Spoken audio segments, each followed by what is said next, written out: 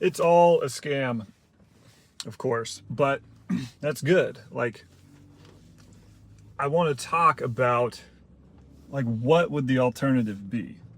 Like, of course, it's all a scam. We're sold lies, as fruitful pursuits. We all chase inherently hollow games and inside this social game and social illusion and all that. And that's fine. Like, it's not.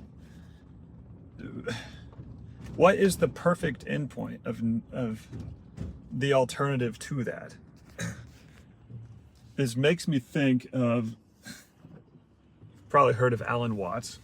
He has the whole talk on a dream, God dreaming up drama and fear and stakes and all this for the fun of it.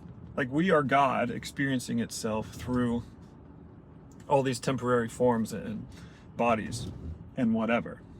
And like, the whole point is that it doesn't feel perfect. It would get so boring if you could just hit a button and have any like good, perfect thing you imagine you want for eternity, forever. Like, imagine how you would just get bored of that.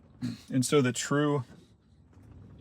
what you would start doing if you could do anything, which is what God is, it's the eternal everything, all possibilities.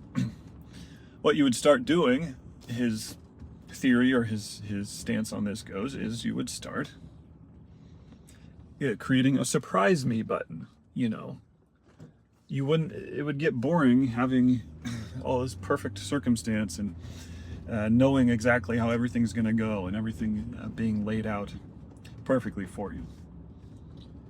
So you would start spamming the surprise me button, because that would be the only way to maximize fun, the fun of the unknown, and like, of what will I do?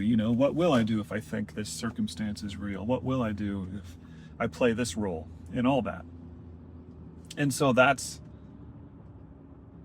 of course, no one ultimately knows if that's like exactly it or whatever, but I think that's a very expansive way to think about it. And it's not to like minimize, I don't know, we can still work on ways to like improve, relieve suffering and poverty or whatever. I think some of that's always going to be relative, but obviously we should and can, work to improve this existence we're within. Like, that's really all you can do. So this isn't to say that either, but of course it's all a scam. It would be weird if it wasn't. And you can't escape that. Like, if you can start to recognize some of these lies you're told, some of these things you're told to chase.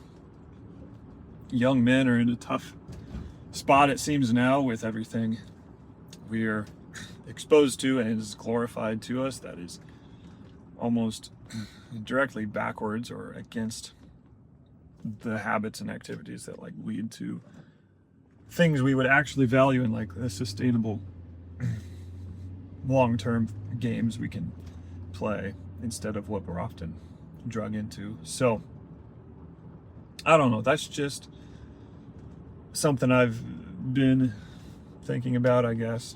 It's all a scam. It all seems like a scam a lot of the times, because it is.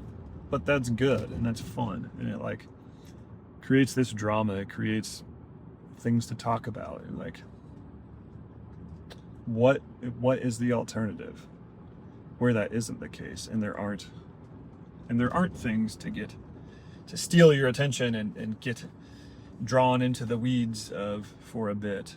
And like, it just creates that contrast of recognizing that and being suckered into some scams, and then like realizing what's outside of that, and then you can realize the good that exists outside of those things, and it's all fun, and it's like, whatever, it's all fun and it's all temporary. But I think we'll keep this one short. That was kind of a short thought or point I was getting at. It all feels like a scam, because it is, but that's good. All right, we'll see you next time.